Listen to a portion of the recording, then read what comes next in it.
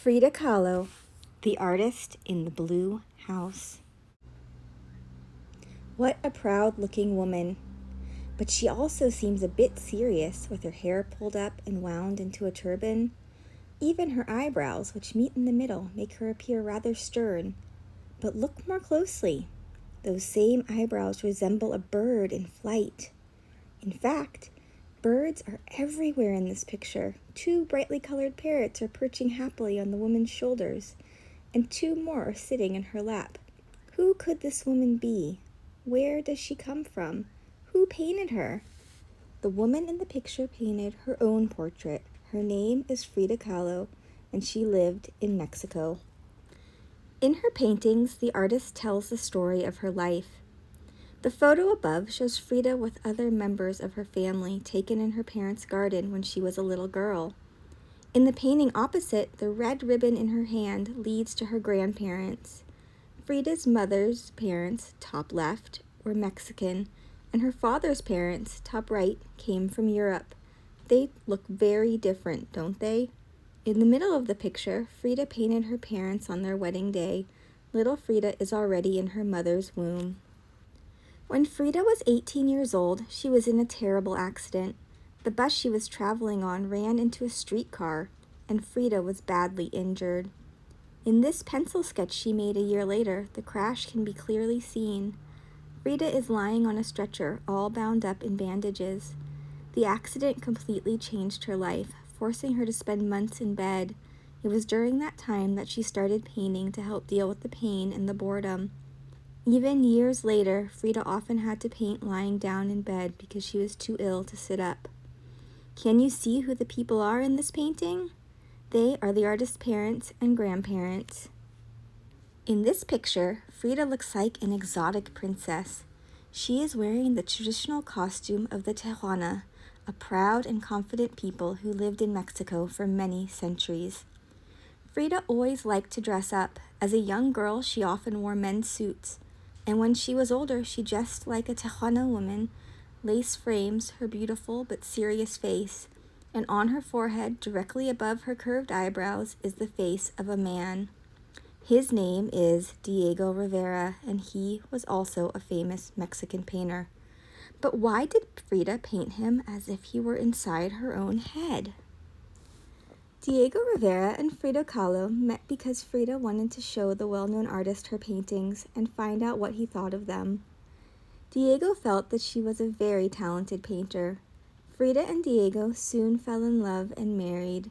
In fact, Frida painted this picture, opposite, from a wedding photo. She seemed so small and delicate next to such a big man, and her tiny feet hardly seemed to touch the ground. Looking at this painting, it is easy to understand why the couple were sometimes called the dove and the elephant.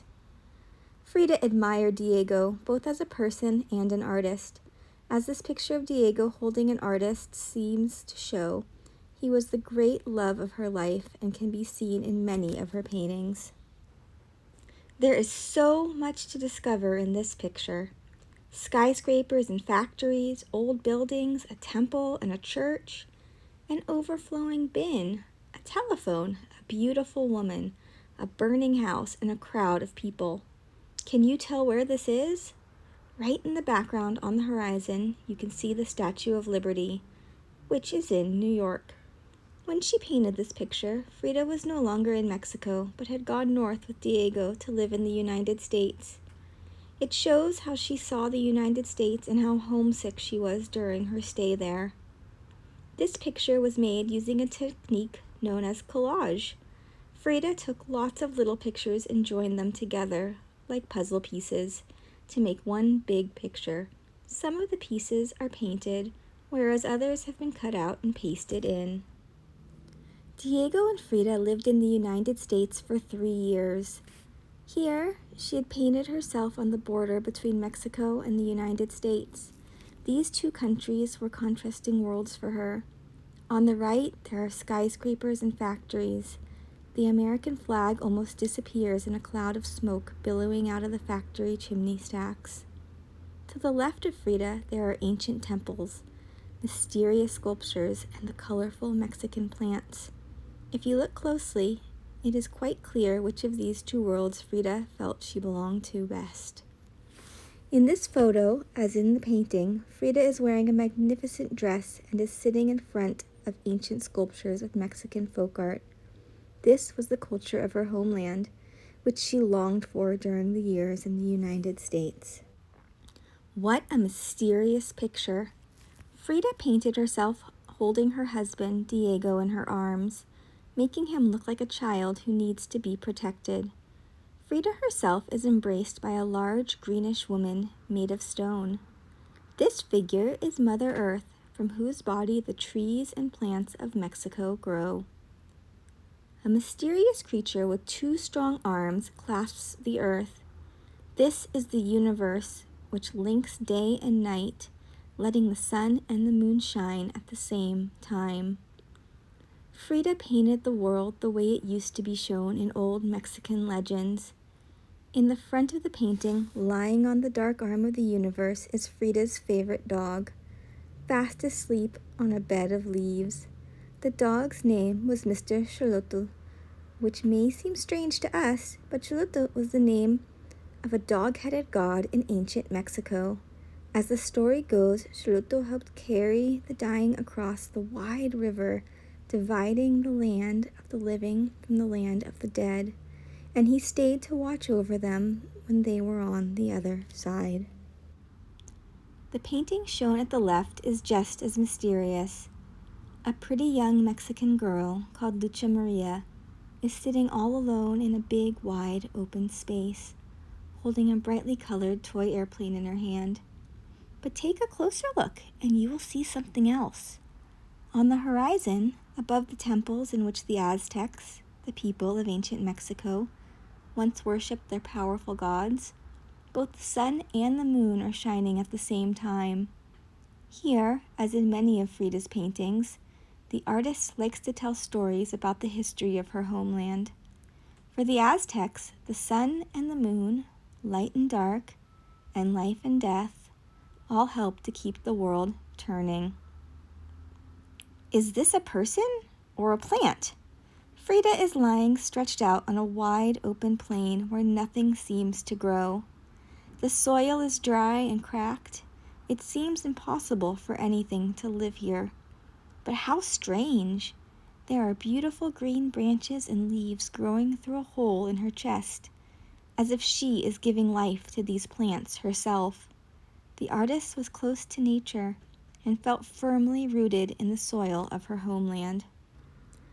Who is in the picture with the red background? Is there just one person, or are there two? Perhaps you have already solved the riddle. The right half of the face is Frida's, and the left half is that of her husband, Diego. Cover up the left side and look how sad and serious Frida seems. Now, cover up the other side. Diego looks happy and contented, rather like the red sun in the painting below, which is giving life and warmth to the plants that grow around it. Now here's a strange creature, half human, half animal. The stag has Frida's head, and magnificent antlers are growing through her hair. But the animal's body has lots of arrows sticking in it, and it is bleeding. Frida's pictures often tell of the pain she suffered as a result of her accident. Painting gave her strength and the will to live. This is exactly what she is saying in the stag picture, too. Although the animal is hurt and injured, it is proudly holding its head high as it leaps through the forest. To paint the animal's body, Frida used her pet deer, Granizo, as a model. She loved her pets more than anything else, and she gathered them around her whenever she felt lonely. Frida's diary. Frida began to keep a diary when she was 35 years old, and she would continue to do so for the rest of her life. She not only jotted down what she did every day, but also wrote about all her feelings, her fears, and her hopes. The artist's diary tells us a lot about her life and the way she thought. She recorded her thoughts in drawings, watercolors, stories, and poems. Luna and Sol are Spanish for moon and sun. And these are the words that Frida wrote in the sky above the old temple. Can you think of any other pictures in which the sun and the moon can be seen at the same time? Yo, which means me, is written below the woman, whose face we cannot see properly. Pictured here all alone, she is wearing the traditional lacy dress worn by the Tuana women that Frida liked to wear so much. The artist's life was linked very closely to the old gods and the sagas of her Mexican homeland.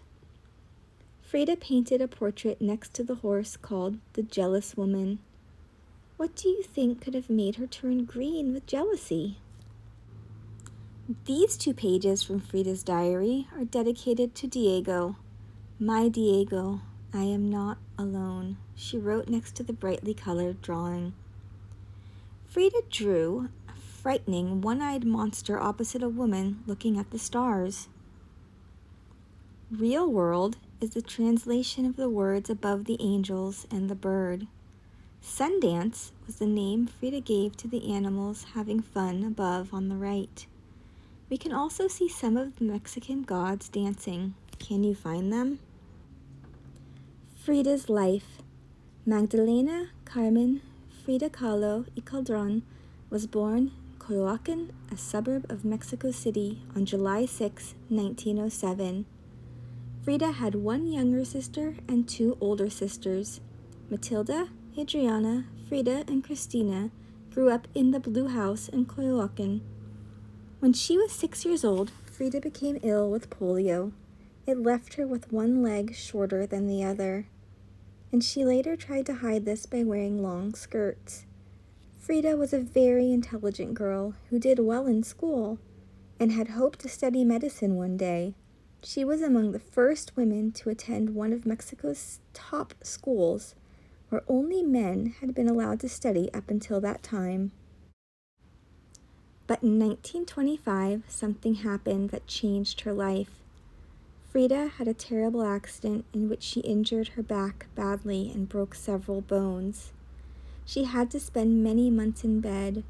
During this time, she started to paint to pass the time and to take her mind off the pain. A big mirror was hung over her bed so that she could paint pictures of herself.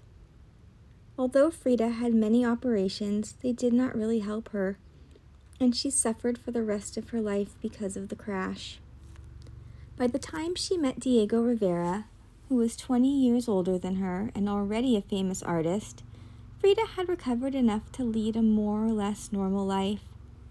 Frida showed him her pictures, and he was very impressed by this young woman and her talent. Diego and Frida fell in love and married in 1929. Although they much wanted to have children, Frida could not have any. In 1930, Diego and Frida moved to the United States, where Diego had been asked to paint some large murals. Frida never enjoyed living there and was always homesick. They returned to Mexico in 1933. Frida and Diego argued a lot and divorced at the end of 1939.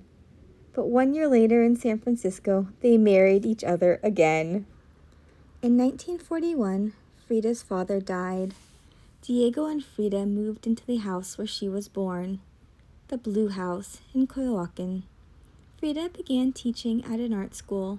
Because of her poor health, she soon found she could not travel to the school, so the other students came to her home instead. In 1950, Frida had 7 separate operations on her spine, but they did not make her feel better. She had to spend most of her time in a wheelchair, and she was often too weak to paint. In 1953, the first show of her paintings was held in Mexico. Although she was very ill, she was wheeled to the show opening in her bed.